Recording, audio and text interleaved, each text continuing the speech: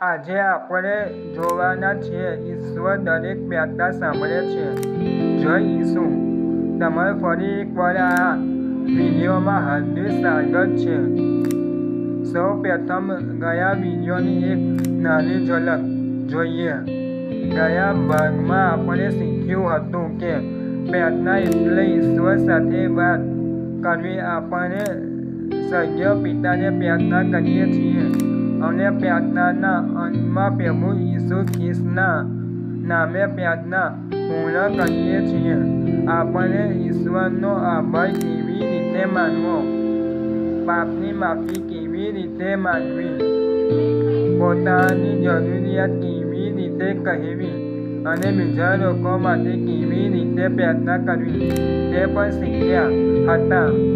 જો તમે પહેલો ભાગ હજુ સુધી જોયો નથી તો કૃપા કરીને પહેલાં તે વિડીયો જરૂર જોઈ લો, કારણ કે આજનો વિડીયો સમજવા માટે પહેલો ભાગ જોવો ખૂબ મદદરૂપ થશે. આજનો પ્રશ્ન: શું ઈશ્વર દરેક પ્રાર્થના સાંભળે છે? આ પ્રશ્ન ઘણા નવા વિશ્વાસીઓને થાય છે. ચાલો હવે તેનો જવાબ સરળ ભાષામાં સમજીએ.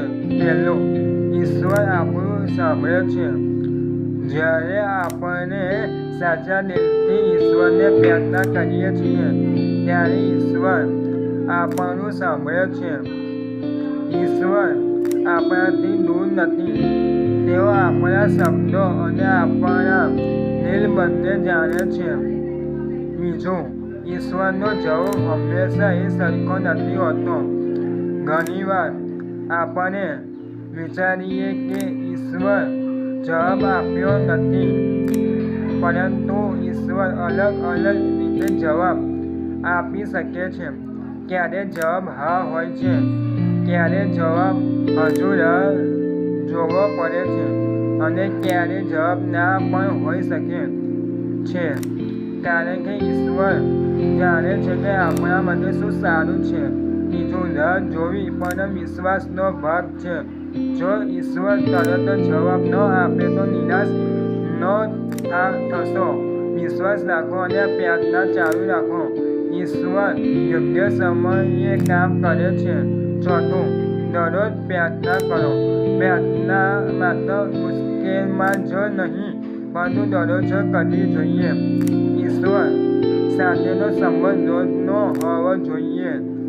પાંચમું, બાઇબલ વાંચો. પ્રાર્થના આપણે ઈશ્વર સાથે વાત કરીએ છીએ. બાઇબલ દ્વારા ઈશ્વર આપણને શીખવે છે. તેથી દરરોજ થોડો સમય બાઇબલ વાંચવાનો પ્રયત્ન કરો. છઠ્ઠું, ઈશ્વર પર ભરોસો રાખો. ભલે બધું તરત સમજાય નહીં, છતાં ઈશ્વર પર ભરોસો રાખો. તેમનો પ્રેમ ક્યારેય બદલાતો નથી. આજનો સંદેશ: પ્રાર્થના માત્ર શબ્દ નથી. પ્રાર્થના ઈશ્વર સાથેનો જીવિત સંબંધ છે. દરરોજ થોડો સમય કાઢીને પ્રભુ સાથે વાત કરો. વિડીયો પૂર્ણ કરતા પહેલા હવે હું તમને એક પ્રશ્ન પૂછું છું. શું પ્રાર્થના કરવા માટે કોઈ ખાસ સમય અને ખાસ જગ્યા હોવી જરૂરી છે? આ પ્રશ્નનો જવાબ આપણે આગામી ભાગમાં જાણીશું અને આગામી વિડીયોમાં આપણે શીખીશું.